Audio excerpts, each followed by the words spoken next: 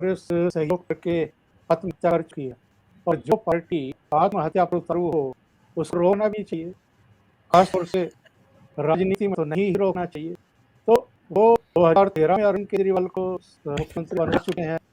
उसके बाद आपने देखा होगा जब पिछला विधानसभा चुनाव हुआ था तो दिल्ली में तभी उन्होंने अरविंद केजरीवाल की मदद की थी। एक तरीके से चुनाव ही लड़ना बंद कर दिया था। सारे कैंडिडेट उतर गए थे, सारा कुछ हो गया था। कैंडिडेट इंतजार कर रहे थे कि राहुल गांधी और प्रियंका वाड्रा आएंगी, हमारे लिए प्रचार करेंगी। नहीं गए, एक जगह सिंबॉलिकली गए थे।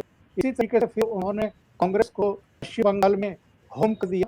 नसलबड़ी इलाके में बस एक जनसभा को संबोधित करने के लिए गए राहुल गांधी, उसके बाद नहीं गए। वो तो हर जगह कांग्रेस की एक तरीके से चिता तैयार करते हुए जा रहे हैं।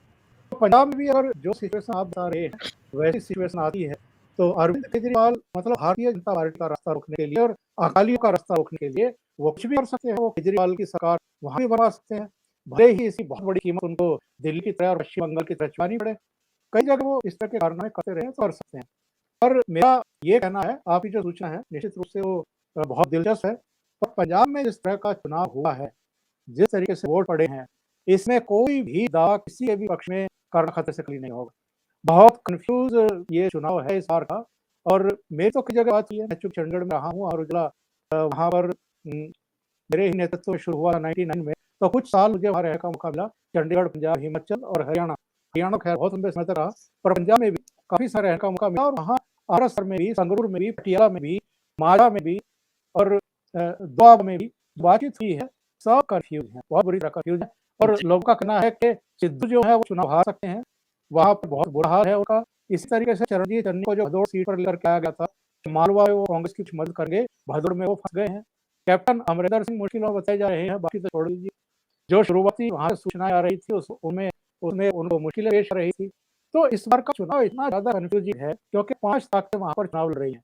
जो परंपरागत हैं कांग्रेस और अकाली दल वो तो हैं ही, पिछली बार से जो पैदा हुए हैं आम आदमी पार्टी वो चुनाव लड़ रही है। इस बार कैप्टन अमरिंदर सिंह भारतीय जनता पार्टी, सुखदेव ढींढसा का अकाली दल का वो मैदान में है और 32 में से 22 किसान के संगठन और गुलाम सिंह चौनी हरियाणा से पहुंच गए।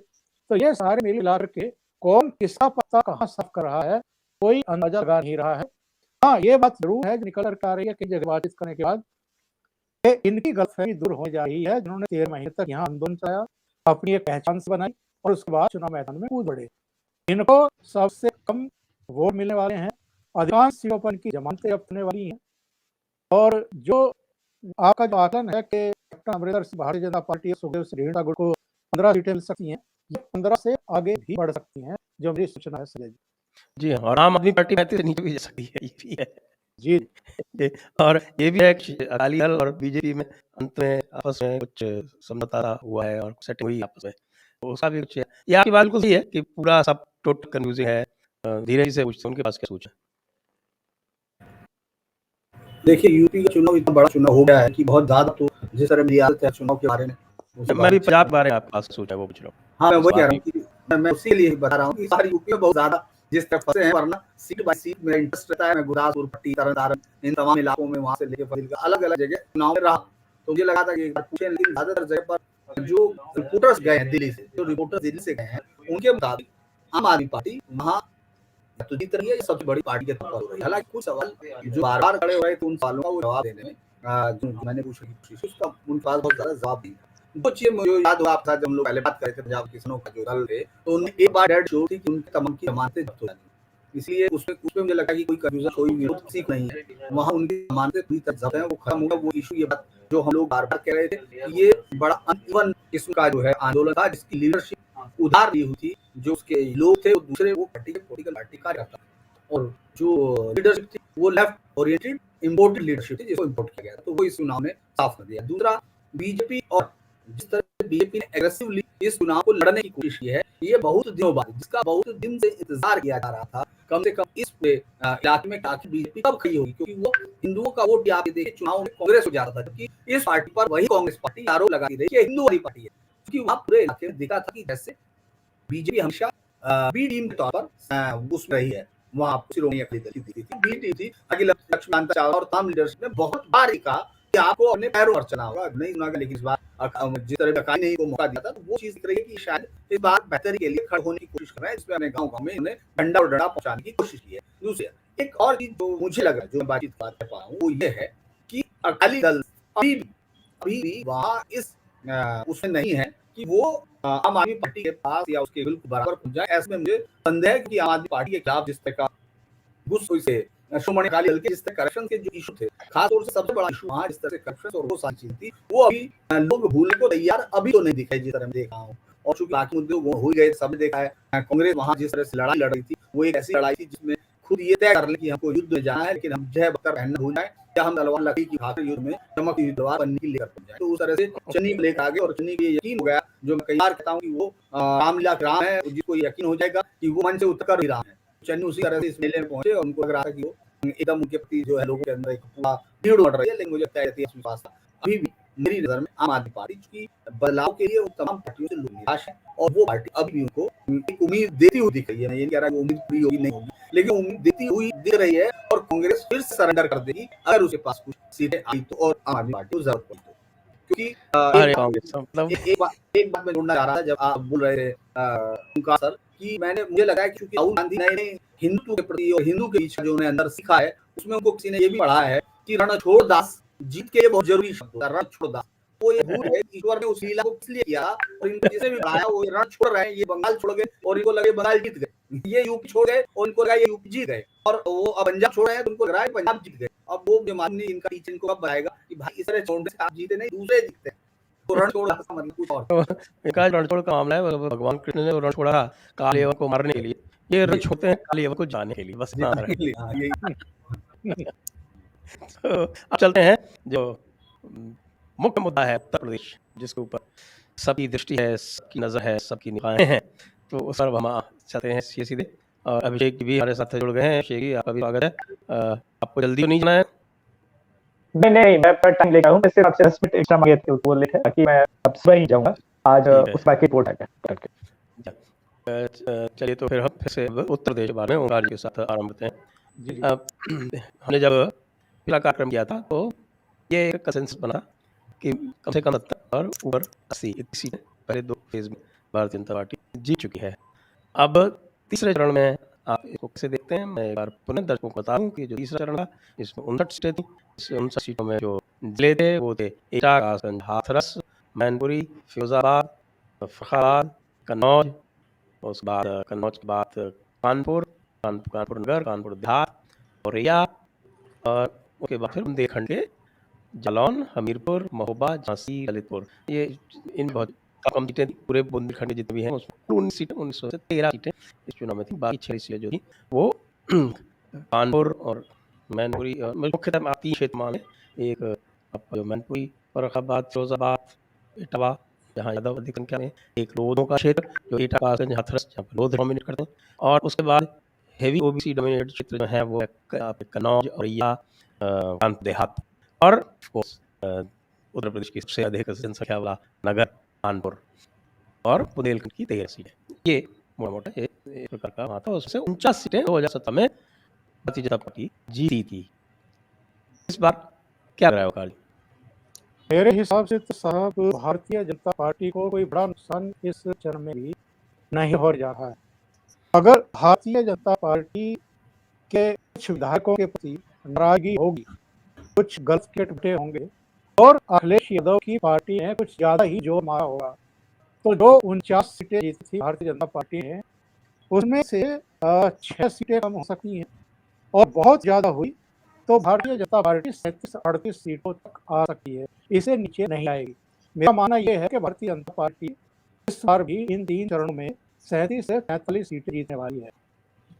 और जो सीटें उसकी स्ट्रॉन्ग में देख रहा हूँ वो हाथरस है, टुंडला है, जसराना है, फिरोजाबाद है, शिरोहाबाद है, कासगंज है, अमापुर है, अलीगंज है, इसके अलावा एटा है, मारहा है, जलेसर है, भोगांव में वो फिर जीत सकती है, छिबरामऊ है, तिरवा है, कन्नौज है, औरैया है, रसूलाबाद है, अकबरपुर रानिया है, सिकंदरा है, बिल्लोर है, बिठूर, यहाँ से कानपुर शुरू होता है, कल्याणपुर, गोविंदनगर, दुबई नगर भी फिर जीत सकती है, महाराजपुर, घाटापुर, माधोगढ़, कल्पी, उदई, बबीना पर थोड़ा सा संदेह है पर बबीना जीत सकती है, झांसी, मऊरानीपुर, बरोड़ा, ललितपुर, महरौनी, हमीरपुर, राठ, मोबा, ये सब उसके गढ़ है, चरकारी है, कायमगंज है, अमृतपुर है, फर्रुखाबाद फिर जीतेगी, भोजपुर। ये सारी सीटें मेरी दृष्टि में भारतीय जनता पार्टी निकलने की कंडीशन में है और ये सारी सीटें उसने 2017 में भी जीती थी और ठीक-ठाक मार्जिन से। कुछ सीटों पर मार्जिन कम था, लेकिन अधिकांश सीटें बड़ा मार्जिन से जीती थी उसने।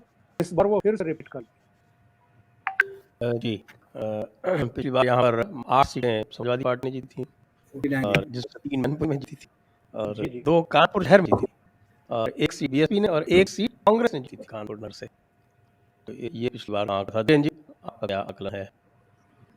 देखिए मुझे लगता है पहले 2 फेज के बाद गठबंधन बहुत बड़े-बड़े दावे भी किए, उनके समर्थक लोगों ने इस बात का बड़ा एक आंधी चलाई बहुत सारा, जिसको कहा जाता है टू व्हीलर, वो भी बहुत ज़्यादा हुआ कि सब बहुत नुकसान हुआ, बहुत बड़ी चीज़ हुई और पूरा आंधी हो गई है, तमाम चीज़ें हुई। फैक्ट से अलग जाकर बात करने की कोशिश की। जो दिख रहा था, जो उससे अलग हट के जो दिखा नहीं, उसको अपन बताने की कोशिश की। उस अंदाज को आपने देखा होगा तीसरे फेज में वो इस तरह का कोई बहुत बड़ा चेंज आपको नहीं दिखा जिसमें वो बढ़ाने को तैयार हुए हों।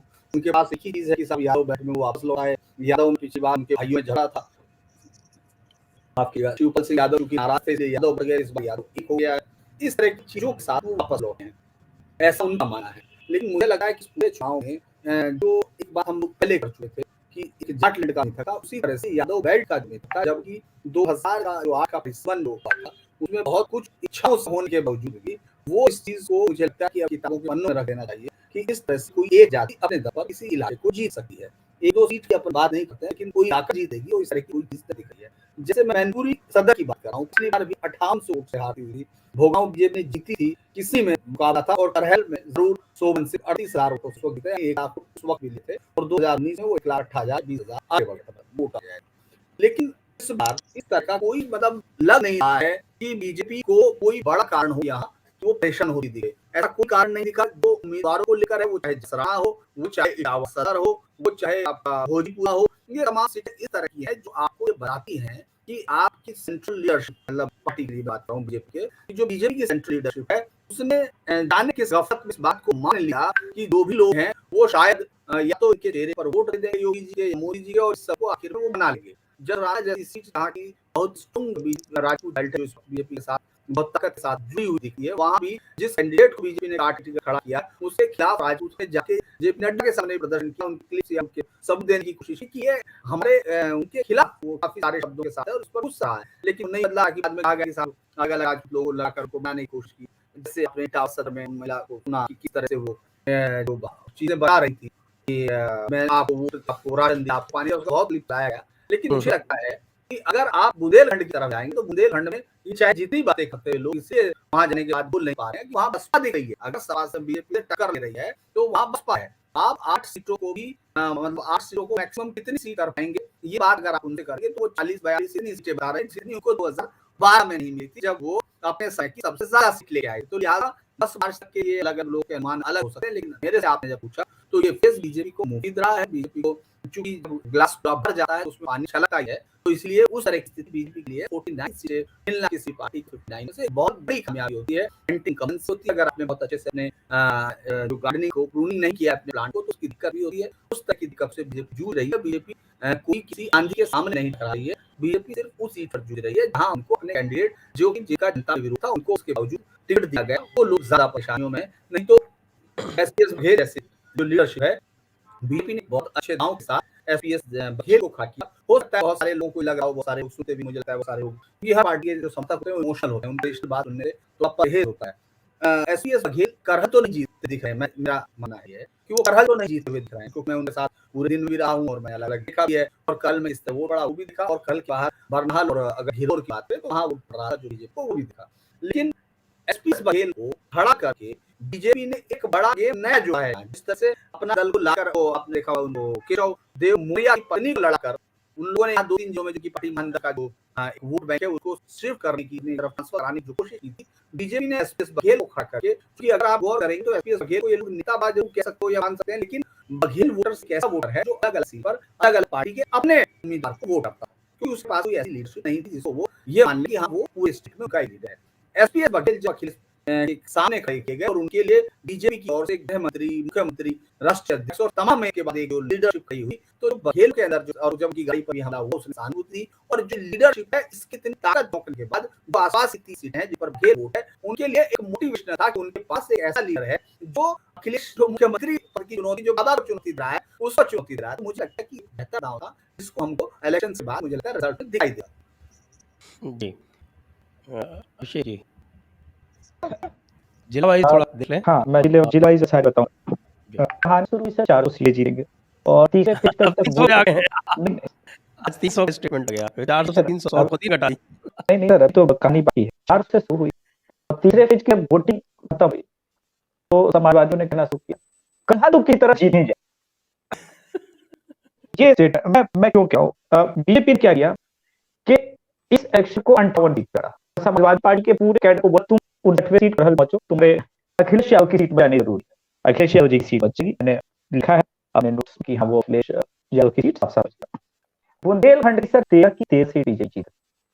बहुत सारे लोगों को हाँ, बहुत सारे लोगों को आश्चर्य भी हुआ इस बात से, लेकिन एक्चुअली सच्चाई है कि बीजेपी बुंदेलखंड की 19 सीट जीत सकती है। सच्चाई यही है क्योंकि वहाँ एक पानी वाला जो काम किया ना, और मैंने आपको भेजा था तो वाइड का व्यू है, संभव तो बाद में ले लीजिए आप, जहाँ वो रात भर की बात जो है अब वो क्यों वो कर, क्योंकि मैं उसको लाहौरी जी वो दिया है, क्या नाम दिया है, ये लाहौरी जाती है 20% वोट।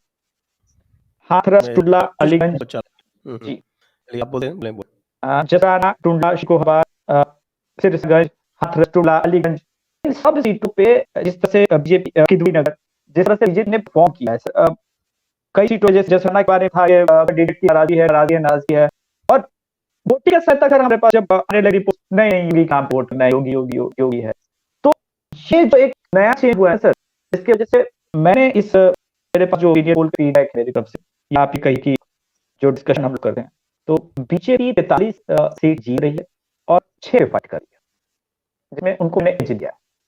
कानपुर नगर है, कानपुर नगर में सर बीजेपी की एक सीट फंसेगा, हाँ 10 में से एक फंसेगा। वो कांग्रेस की पुरानी वाली सीट है जिस कांग्रेस जीती थी, वहां बाकी 9 सीट बीजेपी जीती, एक सीट कांग्रेस वहां पे वो उसका क्या सर कैंडिडेट था, उसका विरोध भी बहुत ज्यादा हुआ था, लेकिन बीजेपी के कमान ने शायद सुना नहीं।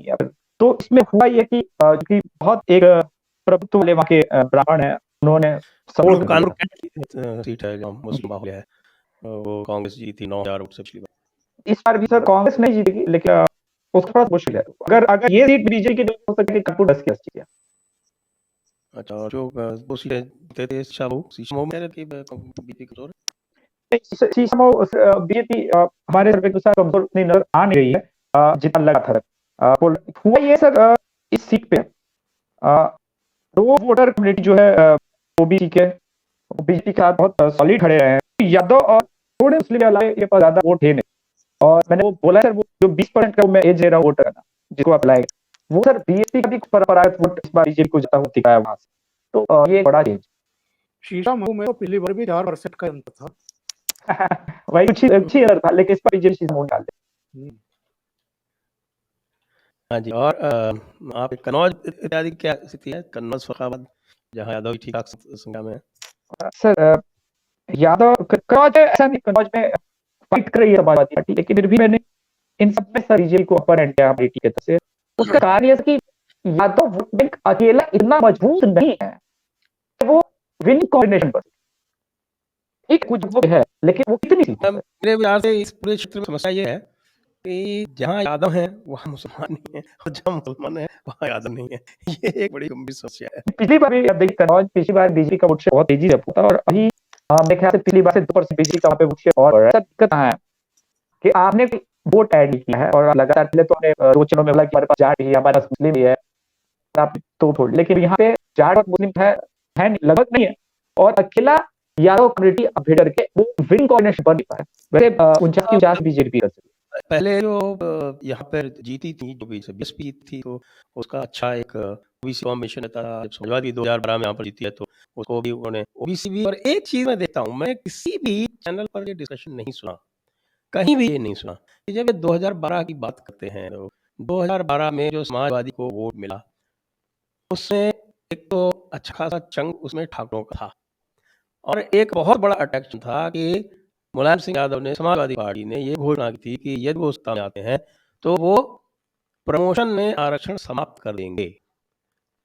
और मेरा अनुमान है कि एक अच्छा खासा चंक उनको उसमें मिला था, क्योंकि मैं देखा कि मैं तो उत्तर प्रदेश का ही हूँ ना, तो वो सारी चीज़ें जो है वो सामने आ रही हैं कि अति उत्साह लोगों में, लगभग मैं तो मानूँ कि लगभग 20% 25% ब्राह्मण भी उधर गए थे, लगभग 50% आपके जो ठाकुर थे वो उधर गए थे, और बीजेपी की जो सीटें थी कारण से काफ़ी कम हुई थी, कांग्रेस की कम हुई थी, कि ये इनके जो परंपरागत बहुत सारे वोट थे इस रिजर्वेशन के में आरक्षण समाप्त होने की वजह से बहुत एंथुसियास्टिक है, और उसके बाद भी चलता रहा। हमारे यहाँ एक राजस्थान में समता पार्टी चलती है, वो इतने उत्साहित है कि उन्होंने अखिलेश यादव को राजस्थान आमंत्रित किया, अखिलेश यादव ही राजस्थान आमंत्रित हो उस समय आ जाते तो यहाँ भी समाजवादी पार्टी खड़ी हो जाती, लेकिन वो उससे हुआ नहीं मुझे ध्यान है, और अखिलेश जी जो की आदत है आलसी ने उसमें वो आए नहीं, और यहाँ पर जो समाजवादियों ने स्टेज जितना चार्ज किया वो बिल्कुल फिनिश हो गया, अब यहाँ नामोशान ही राजस्थान उसका। तो ये जो फैक्टर है 2012 का, ये मैंने किसी चैनल पे नहीं सुना है आज तक, ऐसा क्यों है?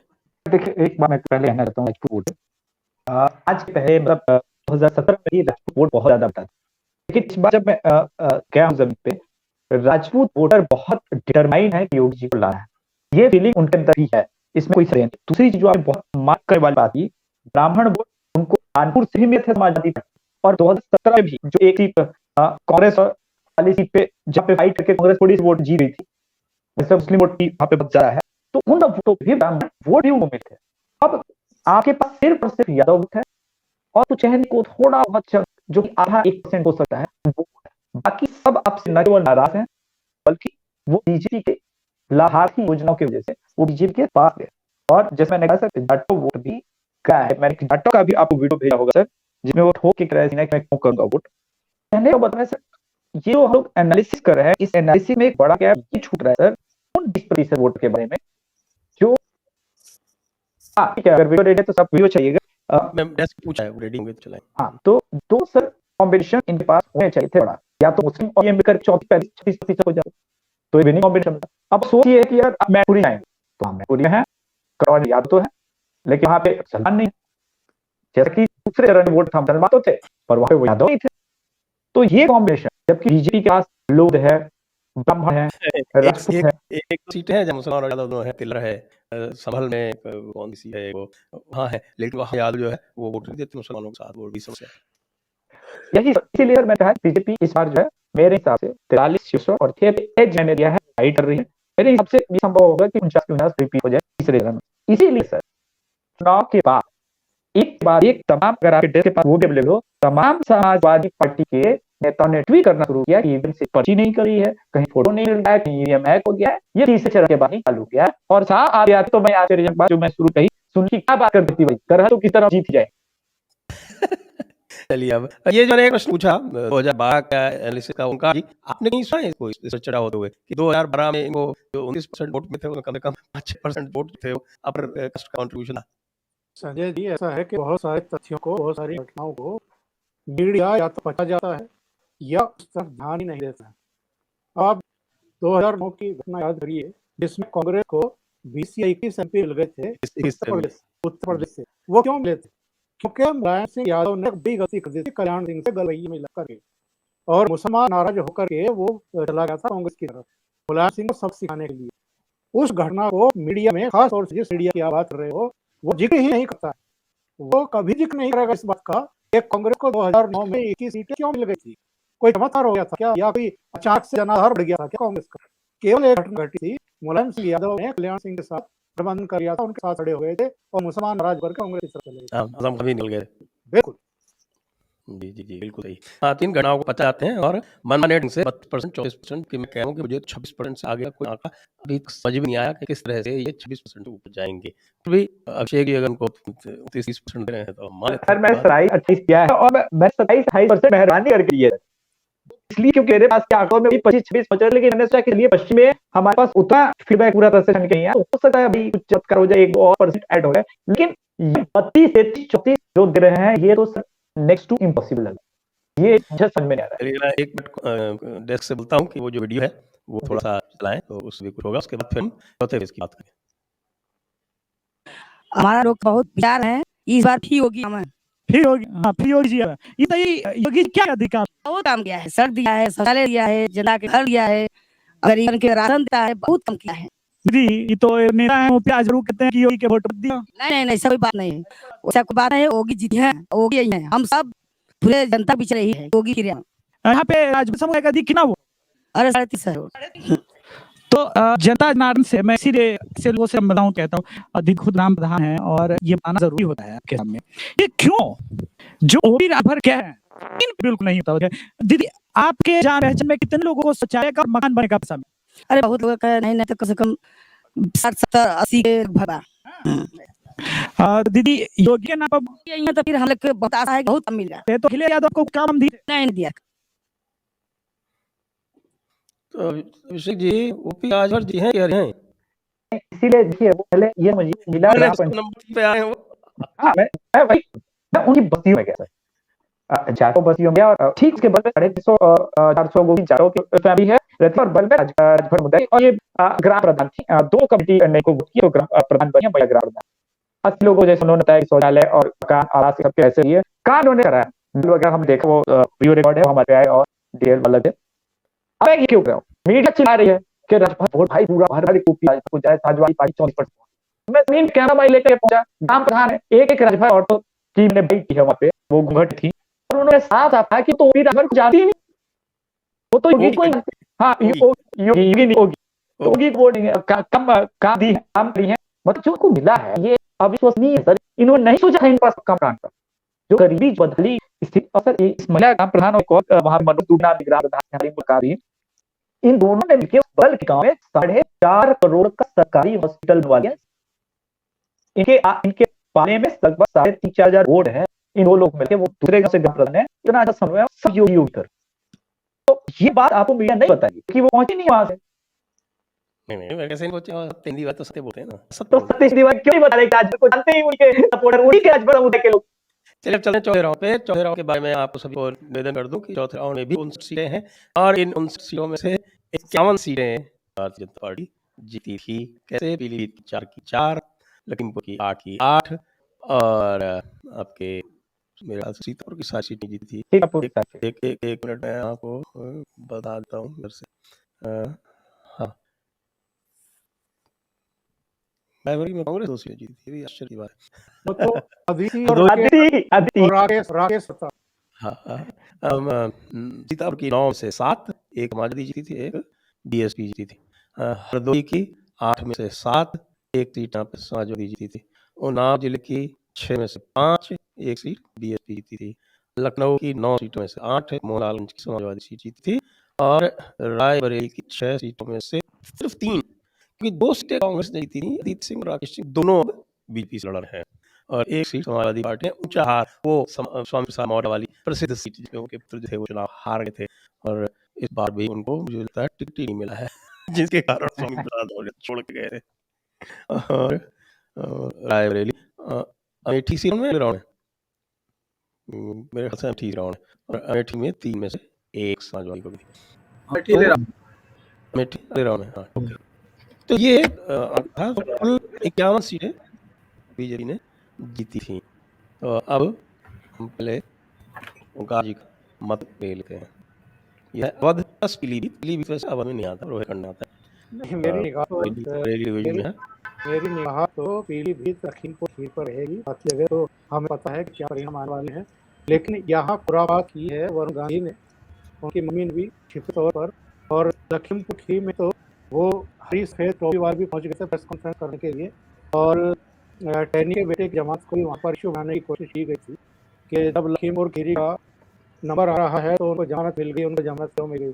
ऐसे बहुत सारे केस इनको गिनाए जा सकते हैं।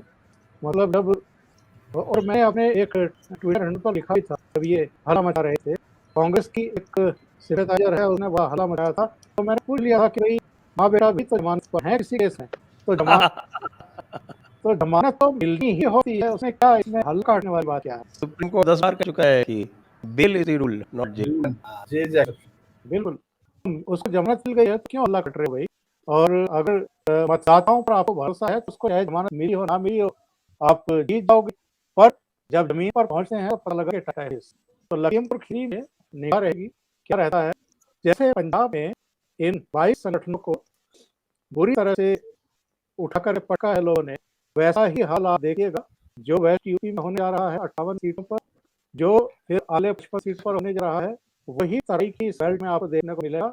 इनके सारे दुष्प्रचार, इतनी सारी प्रेस कॉन्फ्रेंसेज, ये सब मतलब बेकार जाएंगी और जो डेडिकेटेड मतदाता है वो फिर से भारतीय जनता पार्टी को वहाँ मजबूत करेगा। तो मेरी नज़र तो इन पर रहेगी कि ये जो सफ़ेद और हरी टोपी वाले हैं और एक जो छिटा हुआ गांधी परिवार जो कुछ समय तक बल्कि कई साल तक भारतीय जनता पार्टी में मलाई खाता रहा और अब वरुण गांधी की एक ऑडियो वायरल है जिसमें वो किसी को कह रहे हैं कि साहब समाजवादी पार्टी को वोट करिए।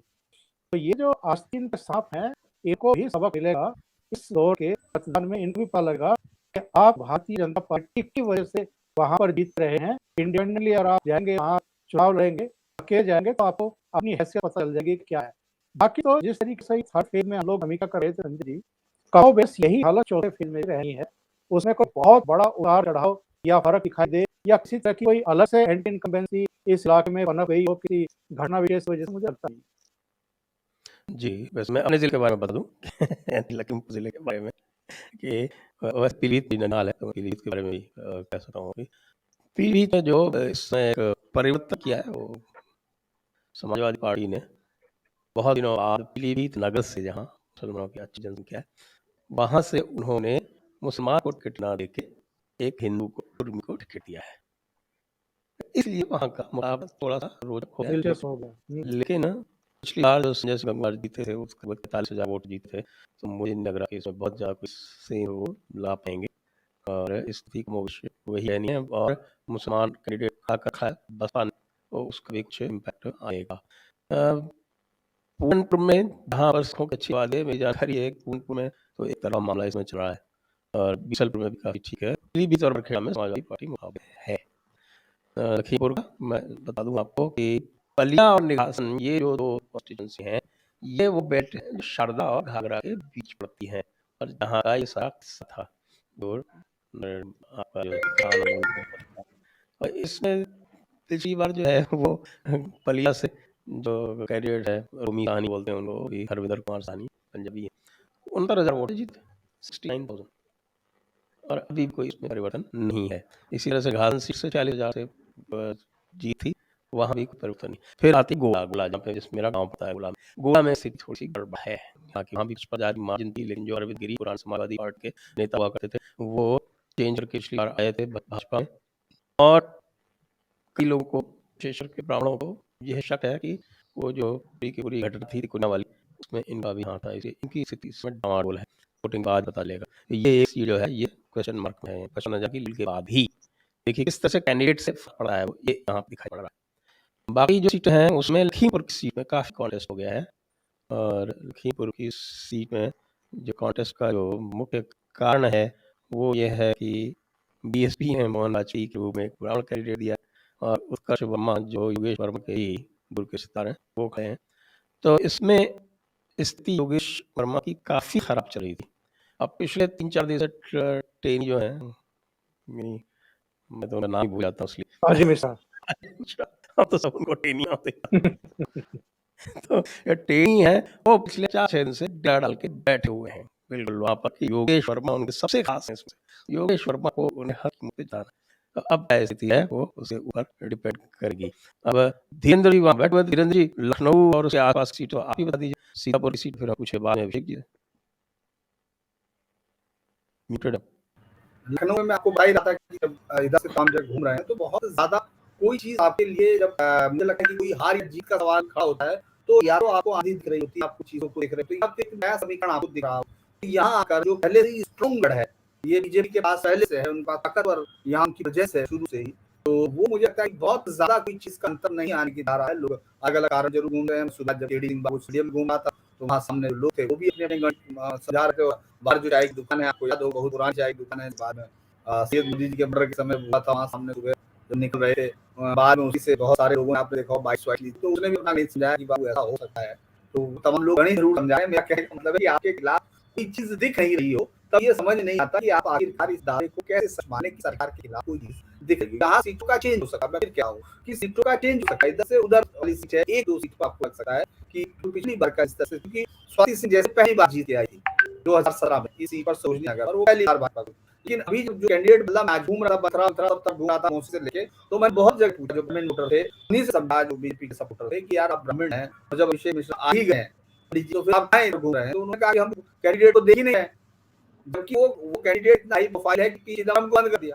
पी चिदम्बरम ने प्रेस कॉन्फ्रेंस की, जिस आदमी के खिलाफ पी चिदम्बरम किसी मतलब सोचिए कांग्रेस के हेडक्वार्टर में बैठ के उसके खिलाफ कॉन्फ्रेंस की, तो इतने हाई प्रोफाइल में भी लोग इस बात से उनका कोई रास्ता नहीं है। लोग योगी को वापस लाना चाहते हैं, इससे वो कर रहे हैं। और मैं फिर कह रहा हूँ कि आपसे बात भी हो रही थी, 11 सीटें महज ऐसी हैं जहां मुस्लिम वोटर्स को लेकर मतलब आपको मुझे बोला था, बहुत कम ऐसी सीटें हैं यहाँ जहां मुस्लिम वोटर्स आपका बहुत कुछ ज्यादा इम्पैक्ट डाल सकता हो। और या तो आप अभी जो हम लोग आप रिकॉर्ड में चर्चा ही कर रहे थे 40,000 जो है मैक्सिमम आपको यहाँ सरोजनी नगर पर ही दिखता है, या बीजेडी आपने बताया था बीजेडी में कुछ वहाँ। लेकिन मुझे लगता है कि बहुत ज्यादा बेहतर कॉम्बिनेशन करने में अखिलेश कामयाब नहीं हो रहे हैं, वोट शिफ्ट नहीं हो रहा है। लिहाजा जो रैलियों की भीड़ है, जो तमाम चीजों की भीड़ है, अगर वो उसको सच समझ रहे हैं तो उनको मुझे लगता है कि थोड़ा दिक्कत इस राउंड में पेश आनी है। इस राउंड को तमाम लोग जिन लोगों से भी बात कर रहे हैं कि सीनियर जर्नलिस्ट से बात करना हमेशा मुझे लगा है कि इनसे इंसाइट लेना चाहिए, तो वो तमाम लोग कह रहे हैं कि ये और 5 फेज तो है ही बीजेपी के, तो आप उसमें क्यों मदद कर रहे हैं? मतलब उसमें कोई तरह की चीज नहीं है, कोई दिख नहीं रहा है। तो मुझे कहने में कोई वजह नहीं है कि यहाँ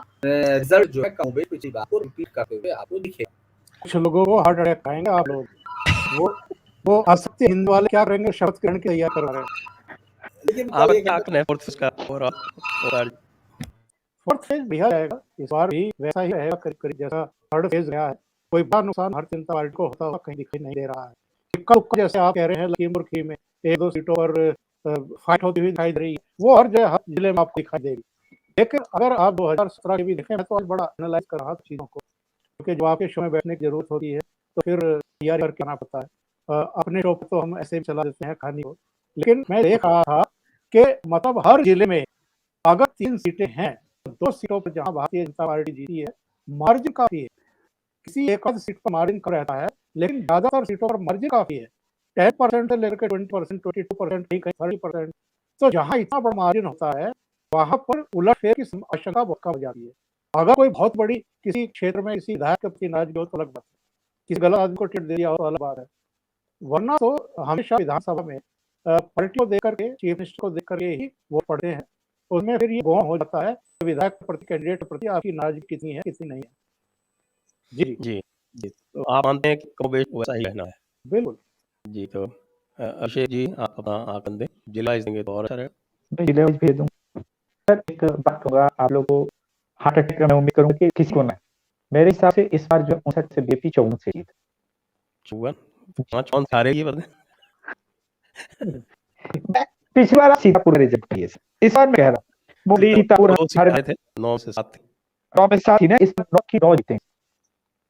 हर एक सीट मैंने सीतापुर, आपने बोला था कि सीतापुर एस्पिरेंट निकलेगा, तो मैंने निकाल दिया है आपका आंकड़ा। इस बार सीतापुर पे जो है ना, आप देखेंगे कि सीतापुर बनारस या गोरखपुर जैसा सीट है, ऐसा रहेगा। दिल्ली जीत रही है, सीतापुर, हरगांव, लहरपुर, इस बार जो है सेवा है, सिहोली और महमूदाबाद और सिरौली आ रहे थे शायद। महमूदाबाद और सिहोली आ रहे थे, इस बार महमूदाबाद सिहोली भी जीत गया। सब वोट सर बीएसपी खाए। अक्षय तालाब में क्या होगा सर? वो तो बात ही बात है वो, लेकिन लखनऊ में सिरौली के बगल में है बाकी का तालाब। सर देखिए 2 सीट के बाद तो मैंने आपसे बात ही की थी, शायद लोग सामने बात कर रहे थे, कबीर वर्मा वाली सीट को लेकर के हमने बात की थी और एक उसी तालाब के बारे में की थी। तो जहाँ पे चीजें बदल गई हैं तो उसका जवाब मेरे पास है कि आदित्य सिंह वाला तो बदल गया। आप कांग्रेस नहीं, तो वो दोनों सीटें तो कवर हो गई, लेकिन जहाँ पे बीजेपी बार जीतती हुई नजर आ रही है वो तो एज है। इसलिए मैं कहा कि इस बार बीजेपी वो पीछे चरों का जो है वो बचा करके इसमें कैरी ऑन करेगी, थोड़ा बहुत नुकसान हुआ। मेरे सामने वोटिंग के बाद मैं और बताऊंगा, लेकिन मुझे ऐसा लग रहा है कि इस बार जो है बीजेपी पिछला परफॉर्मेंस से भी बेहतर करेगी इस चरण। सिर्फ इसी नहीं से 5वें का नहीं बता रहा हूँ, लेकिन 5वें भी कर सकती है, अभी सीट नहीं बताऊंगा। अच्छा चलिए आप ये बात अगर मान लिया है तो तीसरे चरण के बाद में जो बीजेपी है वो मिनिमम यानी कि 110 और मैक्सिमम जो है वो 130 तक जा सकती है। आप सभी लोगों का मैक्सिमम मिनिमम ले रहा हूँ, तो क्योंकि 49 सीट तक आपने बोली थी तो उसको मिला के 129 हो जाती है, आपकी पहले 80 आ रही थी तो 80 और मिनिमम लेके चलूँ उनका जी का और मिनिमम लेके चलूँ तीन जी का तो भी 105 110 तो ही रही हैं। और चौथे चरण का ले लें तो मुझे लगता है कि आप लगभग मेजॉरिटी तो चौथे चरण ही पहुंचा दें, 180 पहुंचा देंगे। देखिए चौथे चरण में अगर ये सोच रहा है ओम से बहुत मार करने वाली बात वो मैं दिख रहा था 70,000 75,000 65,000 55,000 कमाने विधानसभा उतना 4,000 5,000 खेल गया है। 55,000 कहाँ से सर्वे करें? क्या है, वोट हुआ नहीं है अखिलेश यादव के मौके में, उल्टा पिछले वाला कांग्रेस गठबंधन का वोट हुआ और की या तो जेल चोरी वाला, मुझे कोई ये भी कह सकता है कि कांग्रेस कम से कम पूरे प्रदेश में 1-2% हर तरफ था ना वोट शेयर, लेकिन जय चौधरी वाला फैक्टर तो चल के बाद खत्म हो गया। तो पिछली बार से आपके वोट शेयर हर जगह कम हो रहे हैं, कांग्रेस कम से कम था तो ही, जब वो कांग्रेस का वोट तो अभी जाता है, तो बात सब जगह है। तो ज्यादा बेटर गठबंधन है इनके हिसाब से, तो अब कांग्रेस वाला कांग्रेस ही लेके रही है, तो लड़की लड़ रही है। रायबरेली से सफाई हो जाएगा तो दुर्घटना होगी। पिछली बार तो अमेठी साफ हुए थे, इस बार रायबरेली से भी साफ हो जाएंगे, उत्तर प्रदेश बिल्कुल। से साफ हो जाएंगे, ऐसा लग रहा है कांग्रेस वाले। और कांग्रेस का जो ये ग्रैंड प्लान है कि वो अपनी आहुति देके और बीजेपी को नुकसान पहुंचाएंगे, वो मुझे लगता है कि दुविधा में दोनों जाएंगे, न माया मेगी न राम, इस प्रकार की स्थिति बन रही है। तो अब मैं एक इससे पहले कि हम दर्शकों के प्रश्नों पर चले, मैं सभी दर्शकों से अनुरोध करना चाहता हूँ जो भी देख रहे हैं, एक तो देख रहे हैं 6,500 से ऊपर, लेकिन लाइक 3,000 ही है, तो जो बाकी जो बंधु हैं वो कृपया एक बटन दबा एक। और दूसरा आप सभी लोगों से अनुरोध है कि आप जहाँ से ही हो उत्तर प्रदेश में, यदि आपके पास आपकी कॉन्स्टिट्यूंसी का आकलन है, मतलब गैस फर्क नहीं, यदि आपके पास आकलन है तो कृपया आप कमेंट में हमसे शेयर करें, उससे भी हमें काफी गाइडेंस मिलती है। आइए अब हम दर्शकों के प्रश्नों को ले लेते हैं। Ritish Kumar, all the best for your good work, Hindu Chetna, धन्यवाद आपको तेज जी। पाणी जी धन्यवाद।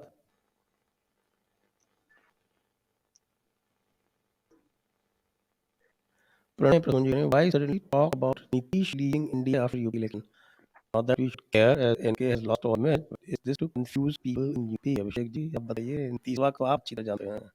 दो जाने हैं सर, भाग्य का आप पता है यूपी में कितना से ये लोग 80 सीट 80 सीट खड़ी मारती है, 31 सीट। तो एक तो जान गया, अनुप्रिया पटेल जीती भी नहीं है, कैसे हो गए थे? वहां तो ऑलरेडी अनुप्रिया पटेल है, तो फिर आपको पटेल के लिए नीतीश कुमार की जरूरत क्या है, पहली बात ये। दूसरी बात, नीतीश कुमार के फेलियर के खिलाफ यहाँ पे बीजेपी के अंदर बहुत तेज आवाज उठ रही है, कार्यालय में भी और हर जगह में। एक तो उनकी सीटें कम है और सीएम भी है, जिस प्रकार की बर्बादी हो रही है बिहार और लॉ एंड ऑर्डर कोलैप्स होने के बाद बीजेपी के कार्यकर्ताओं के बीजेपी की साफ सुथरी छवि जो है उससे अब नीतीश कुमार की वजह से डर लग रहा है, और कई वोटर अब शिफ्ट हो गया लालू प्रसाद यादव के पास, मतलब तेजस्वी के पास। सर एक बात आप मान पड़े, वैसे तो कई नेता के बेटे राजनीति में आए हैं और अखिलेश यादव हैं, राहुल गांधी हैं, लेकिन तेजस्वी यादव चेहरा है जो लालू के इमेज को और वोट बिल्कुल अपने साथ नहीं टैग करते। इसके अलावा अब वो ऐसे सेगमेंट पे भी अपील कर रहा है धीरे धीरे जो परंपरागत रूप से आरजेडी का वोटर नहीं, ये दूसरा परेशानी सब हो है बीजेपी के लिए। तो नीतीश कुमार के पास अब एक ही ऑप्शन कि बीजेपी को छोड़ के आएंगे, कहे हम सेकुलरिज्म से किसी कीमत पे समझौता नहीं कर सकते, इस पर भ्रष्टाचार कर सकते, सीएम भी रहे। ये अच्छा चला रहा है नीतीश कुमार। वैसे तो बीजेपी को पिछली बार अकेले लड़ना चाहिए था, बहुत बड़ी गलती की इन्होंने। जगह की चार पासवान बीजेपी के लिए मुझे अभी भी लगता है अच्छे ऐसे साबित हो सकते हैं, उनकी पार्टी अच्छा भले तोड़ लेगी, लेकिन अभी भी जितने पासवान वोट हैं वो बिल्कुल चिराग पासवान को ही अपना फेस मानते हैं और रामविलास पासवान के जो सक्सेसर के रूप में वो चिराग पासवान को देखते हैं, और इनका 6% सॉलिड वोट है। जहां पे चिराग पासवान को लेगा वहीं आप ये देखिए कि हर विधानसभा चुनाव में लोजपा को 18,000, 20,000, 15,000 वोट मिलेगा, और उतने ही मार्जिन से जेडीयू और बीजेपी की सीट है। ये बहुत बड़ा एसेट साबित हुए हैं। मुझे लग रहा है कि जेडीयू को इससे पहले वो गठबंधन तोड़, क्योंकि यूपी वाला दुख है, आरसीपी को ज्यादा पर्सनल दुख हो गया कि बताइए तो मास लीडर हो गए, के लेवल लीडर हो गए। ये नीतीश कुमार की टीम हमेशा 4-5 सालों में एहसास होता है कि यार डीएम तेरी तो नीतीश कुमार है, ये हर 5 साल बाद। सुनील कुमार, अभी के हालात देख के यही लगता है कि मोदी सरकार को सिर्फ योगी जी का क्लोनिंग लीगलाइज करना चाहिए आपका। Okay okay, good observation, thank you. Next,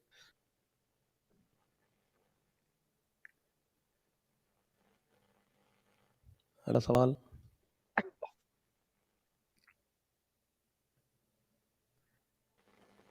हमारे डेस्क को क्या हुआ भाई, आगे चलाइए ना। भास्कर पुरोहित जी धन्यवाद।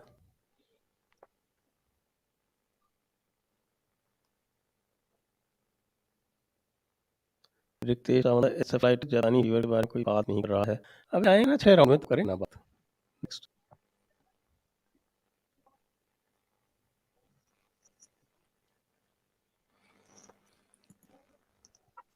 एक भ्रष्टाचारियों का कर बहुत सारे बीजेपी के वोटरों के नाम वोटर लिस्ट से काट के जा रहे हैं, इसका क्या असर होगा भीतरघात होगा क्या? अब ये मैं अपने अनुभव से कह देता हूँ आपके वोटर लिस्ट ना काट दिए गए अगर, तो इसकी पूरी की पूरी जिम्मेदारी जो है भाजपा के ऑर्गेनाइजेशन पर डाली जानी चाहिए, क्योंकि उनका काम है। जब भी वोटर का नाम काटा जाता है तो वो इस तरह से नहीं काटा जाता, बाकायदा उसको नोटिफिकेशन होता है, सब कुछ होता है, ध्यान क्यों नहीं देते? नेक्स्ट पीयू भाव सर, साइलेंट वोटर चलते अगर बीजेपी 340 सत्र ले आई तो डीपू की बॉडी में कुदरत ने जितने छेद किए वहां से हाथ धुआं निकल जाएगा, टेढ़ी नाक पूरी मुड़ जाएगी, कहीं डिपल तो पागल खाने में भेजे। ठीक है जी, ठीक है, धन्यवाद।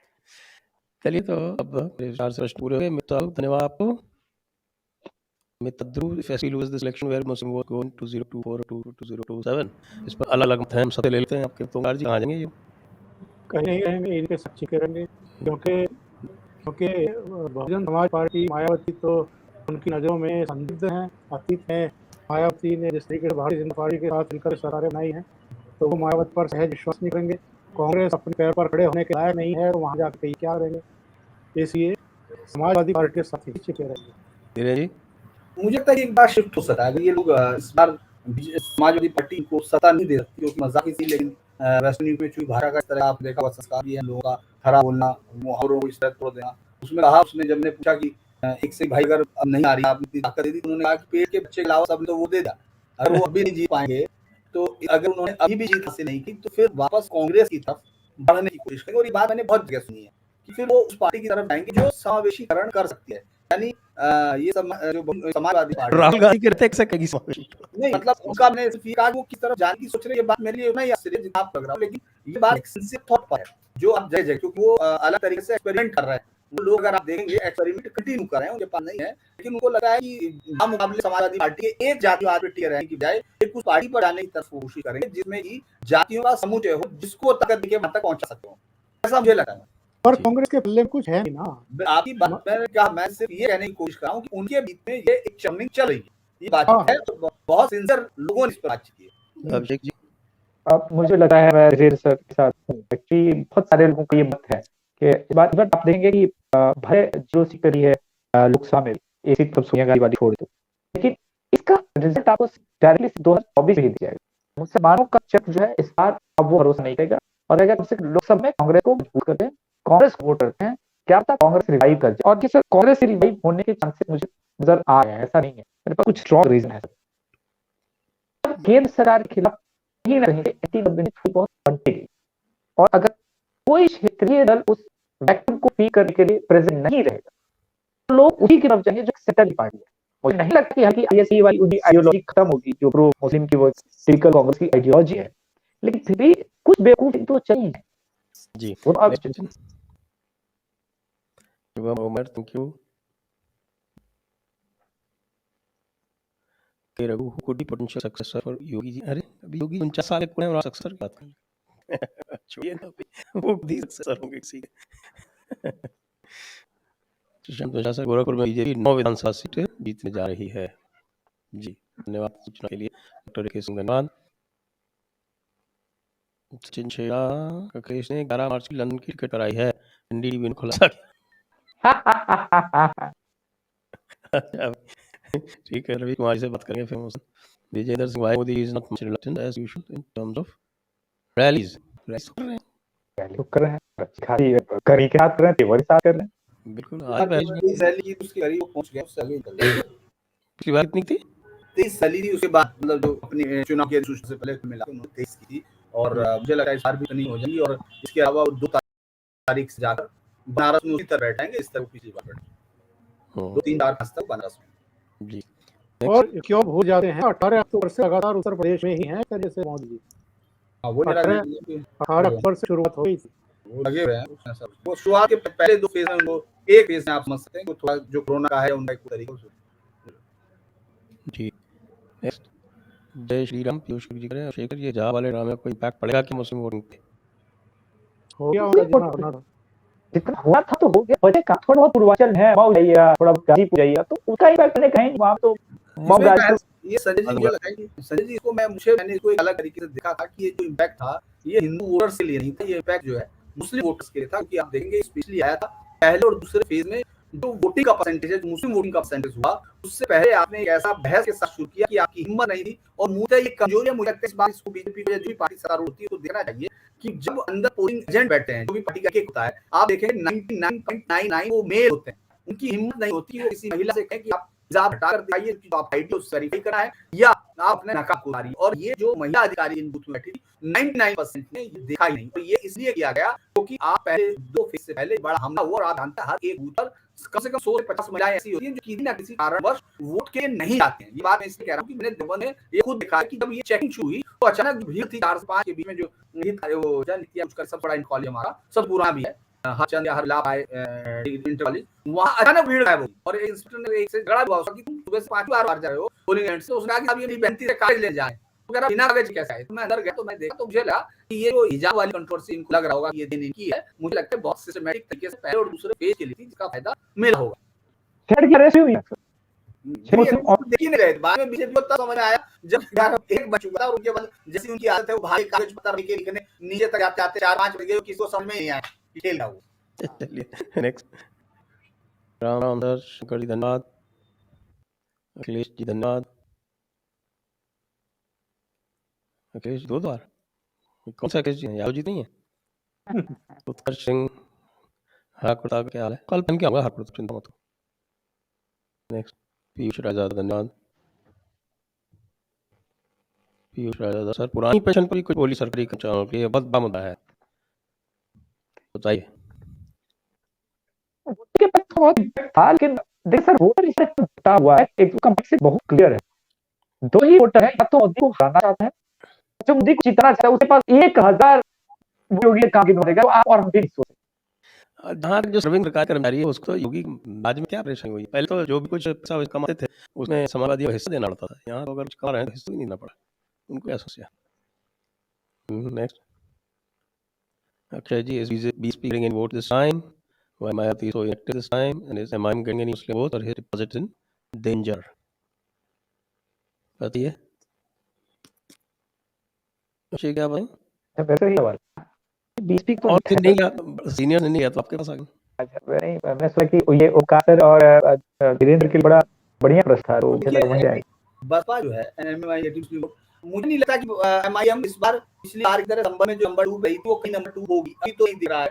इन पूरे फेज दूसरा कारण ये था कि वहां जरूर रहमान बर्क लड़ा जो स्पीकर रहमान बर्क का बेटा है, तो उसको अपने आप 40-50 हजार वोट मिले। इसके अलावा ज्यादातर मुस्लिम का कहना ये है, हालांकि उनका आप देखेगा सभा में देखेंगे, उनका कहना ये है कि अभी इनका समय नहीं आया, यानी वो अपने दम से जीतने वाले, लेकिन एक भी आदमी उनको गाली देता हुआ नहीं दिखा। यानी उनकी उम्मीद जरूर है लेकिन उसके लिए उनको संख्या चाहिए, तो वो उसके लिए वो बहुत सारी चीजें वो मुझे लगता है कि आजमगढ़ तक मुझे देखना होगा कौन सा सोचा जाए, लेकिन वो है।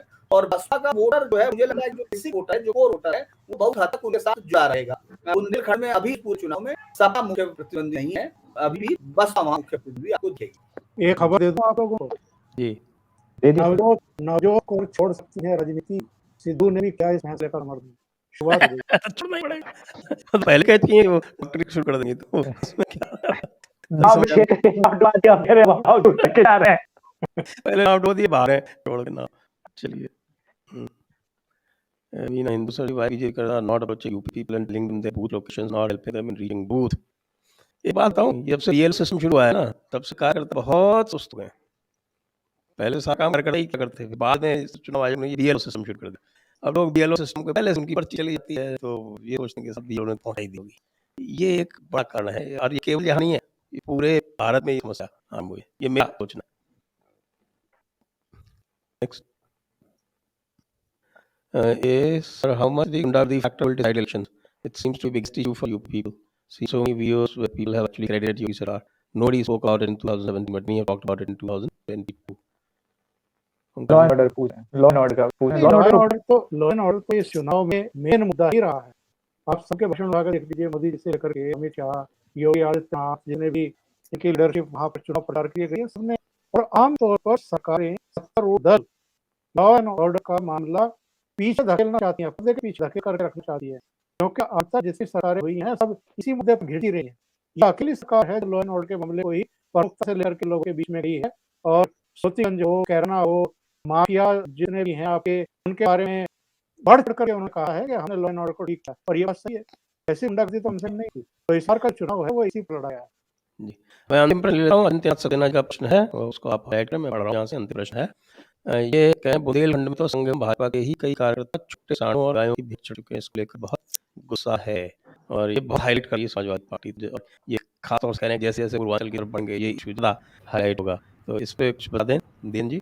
दरअसल ये एक ऐसा इशू है जिसपे आप जैसे ही पूछेंगे आज का बताऊं मैं गया मैं वहां था बंथा में और उन्होंने उसी के सारे शुरू किया सब गई रात में खाए सब टोचो लाठी बिना सो नहीं पाए सर नींद उड़ गई लाइट वो मैंने कहा कि इसमें करेंगे क्या ये बताइए एक तो सवाल होता है कि आए कहां से तो उन्होंने एक जगह मतलब करहल के अलावा मुझे लगा करहल दुनिया की सबसे बेहतरीन जगह थी जहां उन्होंने कहा कि मोदी और योगी ने छुड़वा दिए बाकी सब जगह सुनने ये तो कहा कि ये हमारे हैं हमारे ये लेकिन सरकार का इलाज करे ये बात उनका था लेकिन करहल में मैंने बहुत ही मुझे लगा कि अच्छा ठीक है इतना हो सकता है कोई तो पूरी भीड़ हिला के कहती है मोदी और योगी ने लाके भर दिए यहाँ वहाँ तो बाकी यह सवाल है कि ये वाकई परेशानी का इशू है जिन गौशालाओं को इन्होंने खोला है जिनको पैसा दिया है वहां सिर्फ करप्शन ज्यादा दिखा वहां गायें मर रही हैं वो भी अंदर का सवाल है लेकिन इस पर इनको काम करने की जरूरत पड़ेगी ये इशू सिर्फ इसलिए बनाया जा रहा है क्योंकि जो जातिवाद है जातिवाद के आधार पर वोट दिया जाता है उसको आप हमेशा सैद्धांतिक रखना चाहते हैं ये हर आदमी की है आपने देखा होगा कि सबसे ज्यादा जो अगर आपके सामने बहुत सारे से असर रहेंगे जिनके सबसे पहले शुरुआत में एकदम ऐसे करके वो करके शुरुआत होती है उसी तरह की स्टाइल इसमें की गई है ये जातिवादी आइडिया जो है वोट के लिए जिस संकल्प का है उसको एक सैद्धांतिक रूप देने के लिए कोशिश की जाती है कि आप देखिए टुट्टा पशु हम तो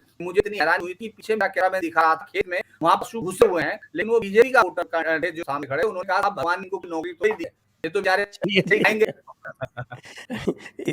इसी के साथ अब हम आज का शो समाप्त करते हैं। आप सभी लोगों को बहुत बहुत धन्यवाद। ओंकार जी को, धीरेन्द्र जी को, अभिषेक जी को बहुत बहुत धन्यवाद। अगला हमारा कार्यक्रम जो है वो 26 तारीख को होगा। तो मैं आप सभी लोगों को नोट कराता हूँ 26 तारीख को 7 बजे जब हम चौथे फेज का आकलन करेंगे। जय Hind, Vande Mataram. Press the like on YouTube. Don't miss another update.